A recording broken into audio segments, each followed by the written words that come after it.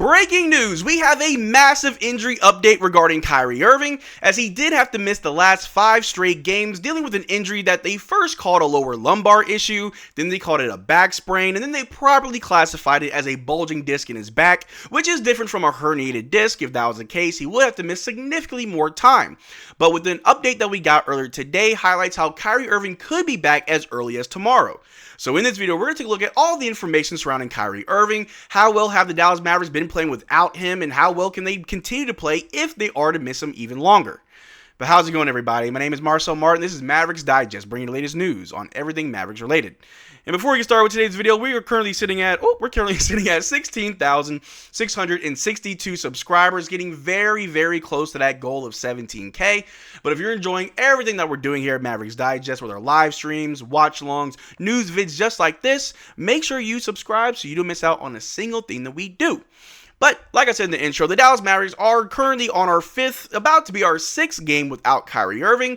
And in the span of January, we were on a 5-game losing streak, even when we did have Kyrie in and out of the lineup. And we did find ourselves in a 2-game win streak where we started to really find ourselves. The role players started to find their roles a little bit better. They were learning to gel with each other. The Dallas Mavericks were starting to build something in that little 2-game win streak, where I was arguing that the longer that we don't have Luka or Kyrie, the better the team gets. We know how great Luka and Kyrie Irving are to this team. They are the catalyst to our success. But the role players definitely have to play their role to help this team really win games and make a deep playoff run, as the goal is to make it back to the finals. But we did have an update yesterday before the Denver Nuggets game that Kyrie Irving was doing some on-court shooting. There was a video that Grant Afseth tweeted out. Nothing too serious, no full practices for Kyrie or Luka Doncic, just putting up some shots, which was a good thing to see, as we did get a report back in January. It was about January 6th, as Shams tweeted out that the Dallas Mavericks star Kyrie Irving has a bulging disc in his back and is expected to miss at least 1 to 2 weeks. Sources tell me and ESPN McMahon. There's optimism that treatment over the upcoming days will provide a return to play target date. And without Kyrie Irving and without Luka Doncic, the Dallas Mavericks have had to find many different ways to find wins, or at least try to fight in these games. And we've had some success with Jaden Hardy shooting very well from 3, the best 3-point shooter over the last 3 weeks in the entire league. We had Quentin Grimes, who really looks like he's trying to play for a bigger contract. And just last night, Klay Thompson dropped 25 points in a masterclass performance that was just spoiled by a fourth quarter meltdown by the Dallas Mavericks. But how well has Kyrie Irving been playing for the Dallas Mavericks? Well, for the season, Kyrie Irving is putting up 25.6 points, 5 rebounds, 5.2 assists, 0.5 blocks, 1.3 steals, 1.8 turnovers, and 1.9 fouls per game, while shooting 49% from the field and 41% from 3. And a lot of people would argue that over the last several games without Kyrie Irving, we definitely do win some of those. At least we would win them more than we would lose them if we had this level of production. And after last night's game, I've seen everybody online just blame Spencer Dinwiddie. Too much ISO ball. Even though he did have a double-double with 10 assists, he just threw the game away in the fourth quarter. And you can make that argument. I'd argue there was many different factors in the fourth quarter that led to that loss. You could argue that we started the fourth quarter really badly with Maxey at the small ball 5. But regardless, we got to just take those losses as they come and move forward.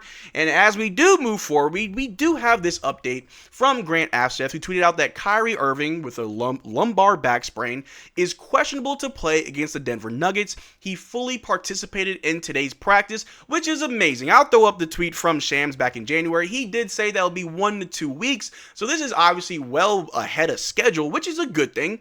And Kyrie Irving as well as Luka Doncic are both the type of players that it's really hard to keep them off the floor, especially with Luka Doncic, who played the entirety of the playoffs injured, who went into the offseason ready to play for Slovenia while still injured, who played in that game for Goran Dragic still injured, who came into the season still injured.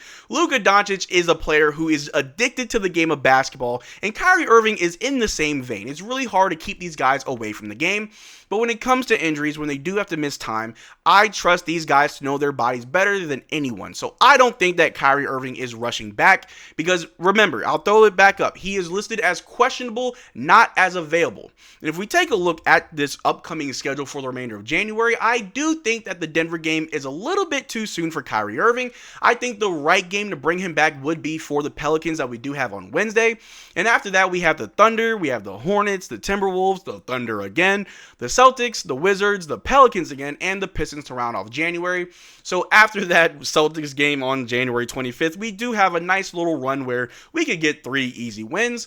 But I do think that the Denver Nuggets game tomorrow might be too soon for Kyrie Irving. He is coming back from back injury, something you don't want to see re-aggravated again where he could miss more time. Again, he is questionable, so he may have to miss tomorrow's game, which I don't think is a problem. In yesterday's game, we saw the Dallas Mavericks playing with high intensity, high focus.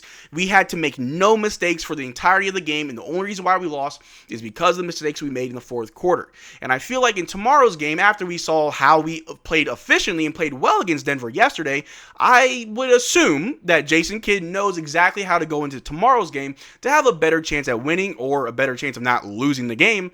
And if we do have Kyrie Irving in tomorrow's game, I fear that that may risk another injury. And in that game, Kyrie Irving would not have to be on a minutes restriction. We've seen Derrick Lively, Daniel Gafford, even Klay Thompson, when they came back from injury, they were on a minutes restriction. But if we bring back Kyrie Irving for a game against the Nuggets, it would kind of be counterintuitive if he is on a minutes restrictions. Of course, you want to bring him back slowly but surely, and why not bring him back at the next possible chance? But I'd argue if you bring him back in that Pelicans game on Wednesday, you have a much better chance of winning that game. You have a much better chance of Kyrie Irving not getting injured as he has more time to recover. But also, it's the Pelicans. You won't have to play high intensity. You could just pass the ball and be completely passive. Whereas if we do bring Kyrie Irving back for the Nuggets, we would expect Kyrie Irving to be playing like he's 100%. And I'm not too sure if he is 100%. And I'll just throw this back up. As you see, he's missed the last 5 games. He did play against the Rockets, and he had to miss that game against the Kings. So at least in the last 7 games, you could say we're about 2-5.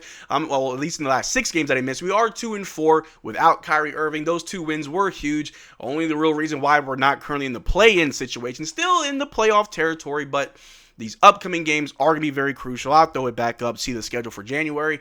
The Nuggets game tomorrow, after yesterday's game, I feel like we could definitely win that game if we just have the right mentality as we try to finish that game. But then we play the Pelicans, which should be a dub. We see the Thunder. Who knows how that can go? They're playing extremely well this season, and they don't even have all their players together. So the Thunder game would be pretty tough for us. It is a home game, but that would be pretty tough for the Mavericks. Then we see the Hornets and the Timberwolves, and I think that we could go on a little 2-game win streak. Even without Kyrie Irving, I feel confident that this team could beat the Timberwolves. We see the Thunder again, which could result in another loss, followed by the Celtics, which we haven't seen them yet. This would be our first time seeing them since the finals, and that could definitely be tough for us. They don't look as scary this season as they did last season, but that would be a pretty tough game. But like I said, to round off the month, we have the Wizards, the Pelicans again, and the Pistons, which should lead into a much easier month of February after a nice little 3-game win streak. But let me know what you guys think in the comment section down below. Do you think that bringing back Kyrie Irving tomorrow would be too soon? Or are you like me? Hey, bring it back against the Pelicans game. It'll be a lot easier for him to just go back to the swing of things, a little bit easier on his body. Let me know what you think in the comment section down below. We could have a conversation about it. But that's all I got for you guys today. Thanks for making this far to the video. Make sure to check out our Twitter and Discord. Links in the description below. Consider becoming a channel member. We are doing a giveaway every single month on this channel. Only way to enter our giveaways is to become a channel member of any tier. But until next time, y'all take care, drink water. Peace.